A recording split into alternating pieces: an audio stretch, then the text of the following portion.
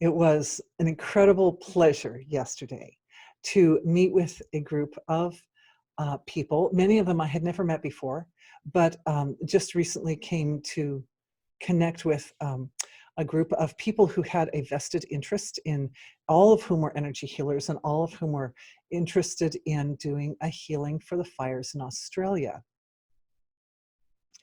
And one of the ladies there was reporting from Australia as we were doing the healing.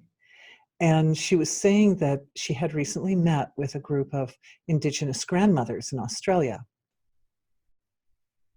And she talked about their connection to nature and how it was astounding to her to sit with these women who were connected to nature in such a complete and integrated manner that what she saw was like nothing she'd ever seen before. She said all of them were like in their 80s. You know, they were all quite elderly women who were working together as a collective.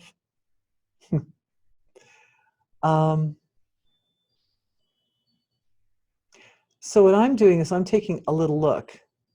And what I saw happening, partly what we as a collective yesterday saw happening with the fires in Australia, was a very intense purification that was making way for a download or an upcoming, like an activation of a much higher level of functioning for our whole world, coming through the navel of Australia, coming through the center of Uluru, which is like a power center. It's a Ayers Rock. It's like it's one of the it's considered one of the chakras of the earth. And that through this Uluru, according to the Indigenous traditions of Australia, tomorrow, Sunday the 12th, which is also an auspicious day for meditating community. The 12th is the day that this huge amount of information is coming through Uluru in Australia, coming to the whole world.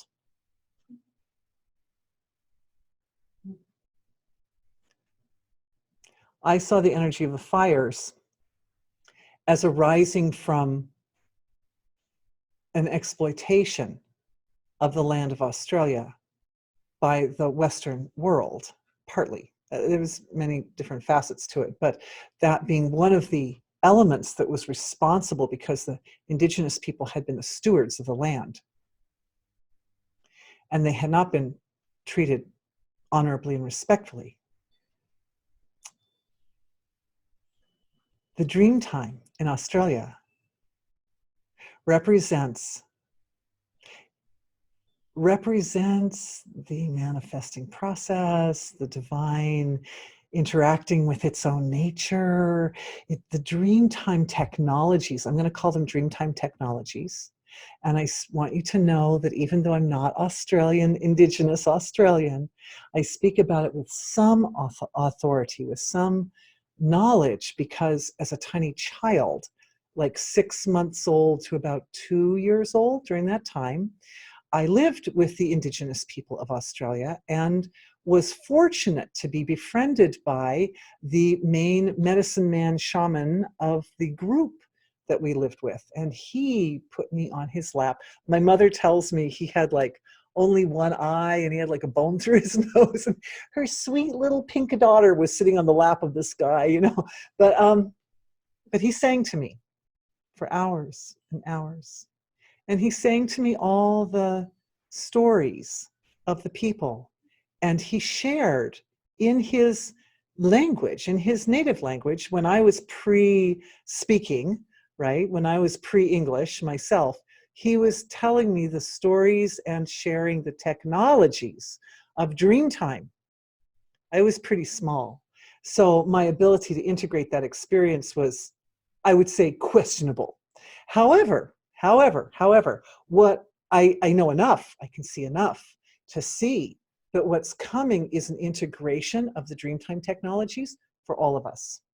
And you have to understand that the people who have mastered those Dreamtime technologies have tremendous mastery over natural law.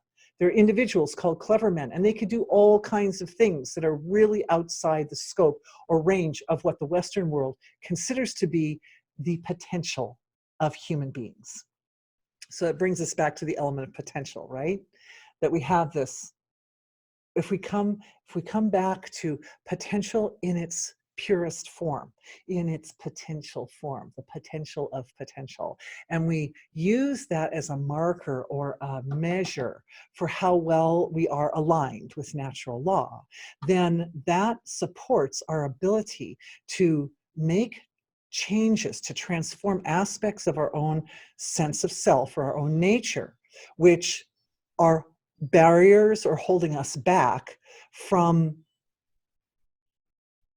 moving into expressions or moving into capabilities which are way advanced of anything that we have previously been able to accomplish.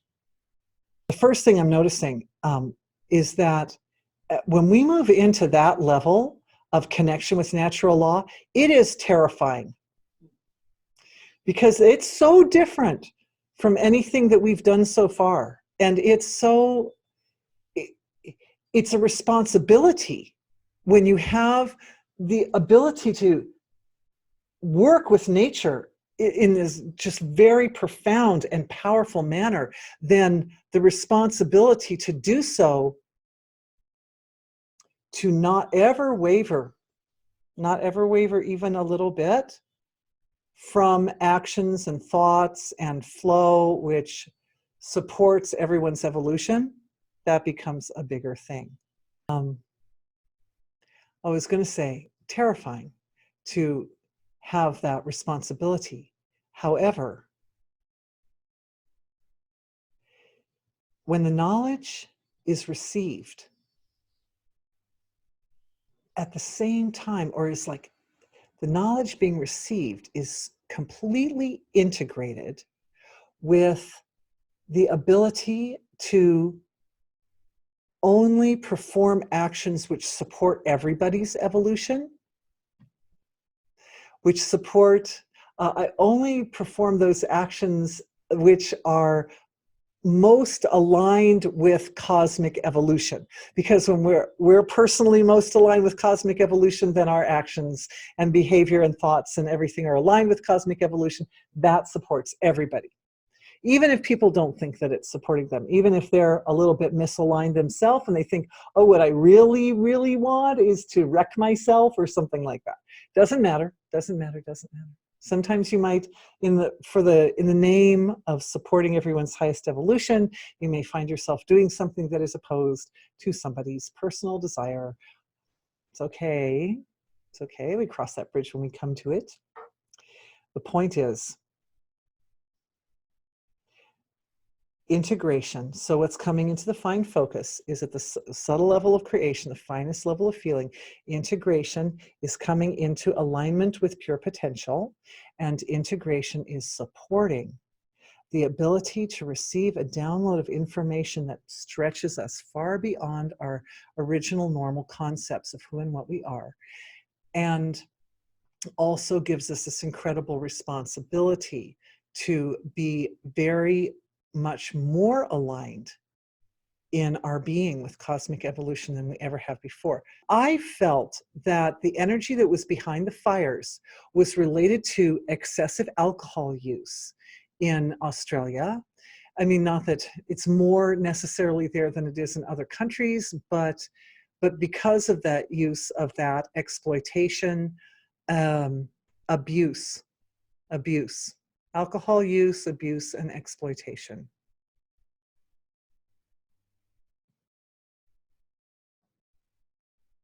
Those energies were sitting behind those fires. All right. So we did some healings for those. Okay. So this beautiful lady is saying she loves the revelation that the fires in Australia are a big purification, preparing the planet for a major upgrade on January 12th, because it reveals how something seemingly negative is actually very positive. Yes. So what's happening is, my lady who reported yesterday said that they estimate over 1 billion animals have died in Australia. And those who are empathetic and sensitive in Australia have suffered from this loss, because when the animals, so many souls go across the veil all of a sudden, it's their fear, their pain, their trauma, all that releases into the collective consciousness, and the sensitive souls feel it. So, and the other side of that is that anytime there is a transition for a soul, our role or our job to grieve actually supports the graceful transition.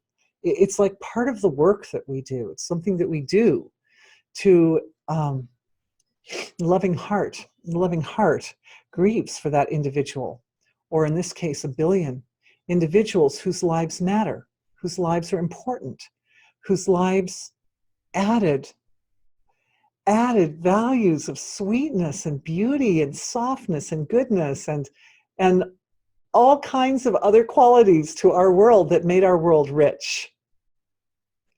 So these souls evolved really quickly, like at least 1 billion souls evolved really, really quickly, just in the last few weeks in Australia. And that evolution essentially was a move from individuality to wholeness, right? Because first it experiences, I'm just a koala bear in a tree, and the next thing it experiences, I'm just being. I'm part of a big, big flow of nature's force all around me. And all of a sudden I am that force, and I am in that force, and that force is just the flow of self. So the move from individuality, from an experience of self, experience of ego as individual, to experience of self as wholeness occurred very quickly for a mass of sentient life on our earth over the last week in Australia. And as much damage as that might have done or is doing to the gene pool in Australia, and of course we know that the genetic pool in Australia is unique on our earth, and so it's going to create a kind of a bottleneck effect for the species that are involved. As much as that's the case, supporting the graceful transition of those souls is also, I feel, part of the process of an expansion of consciousness, because that really is what happens when a person passes, or a being passes across the veil, is that the consciousness which was contained in the physiology gets a chance to expand. So liberated and freed. And the trees too, because the trees are living beings, and some of them most likely, because we know trees can live to be very old, have been around a long time. I'm just holding a little space right there and feeling something that's in kind of in the area of our respiratory systems. And I'm feeling the edge of harshness, that's that initial energy kind of behind the fire, the fierceness of the fire, and the feeling of overwhelm.